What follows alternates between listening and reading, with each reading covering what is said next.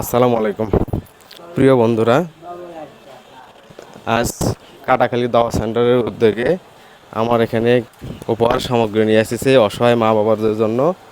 চাল নিয়ে আসতেছে, যা সেটা খাবে আমার অসহায় বৃদ্ধ মানসিক ভারসাম্যহীন বাবা দাদা। আমার অফিসে নিয়ে আসতেছে কাটাখালী দাওয়া সেন্টার।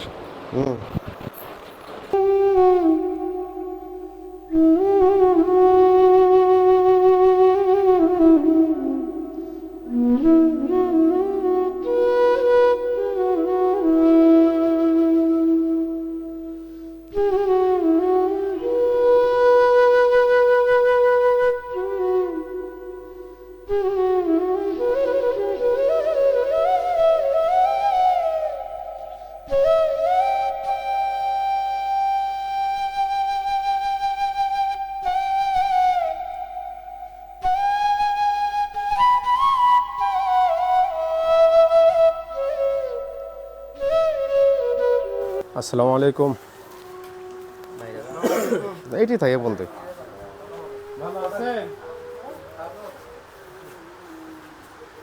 ওঠাই না।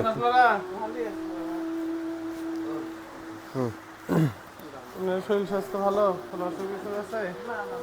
আসো, এটি আসো।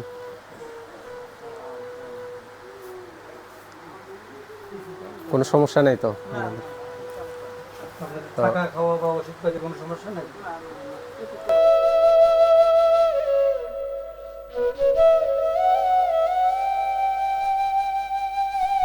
আসসালামু আলাইকুম ওয়া রাহমাতুল্লাহি ওয়া বারাকাতুহু।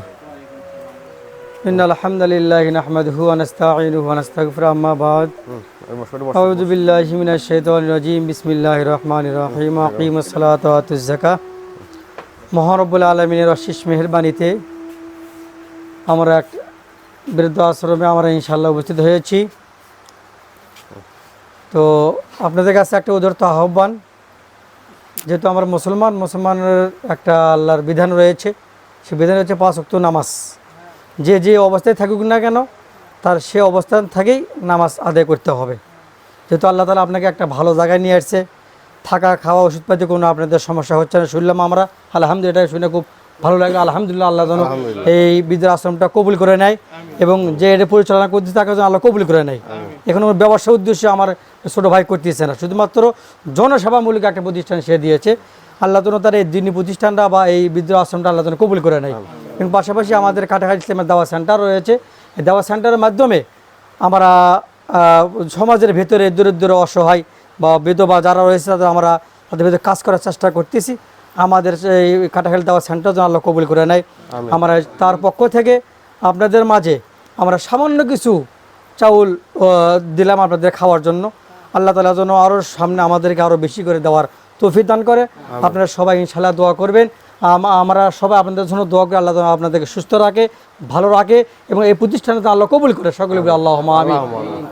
আপনারা আমাদের জন্য ইনশাআল্লাহ দোয়া করবেন, আমাদেরকে যেন আল্লাহ এইভাবে ভালো কাজ বেশি বেশি করার তৌফিক দান করে এবং আপনার দিনেতে 5 ওয়াক্ত নামাজ যেভাবেই থাকেন না কেন, অসুস্থ থাকেন সুস্থ থাকেন, আল্লাহ যেন আপনাদেরকে 5 ওয়াক্ত নামাজ পড়ার জন্য তৌফিক দান করে সকলে এবং পড়বেন। সকলে বলে আল্লাহুম্মা আমিন।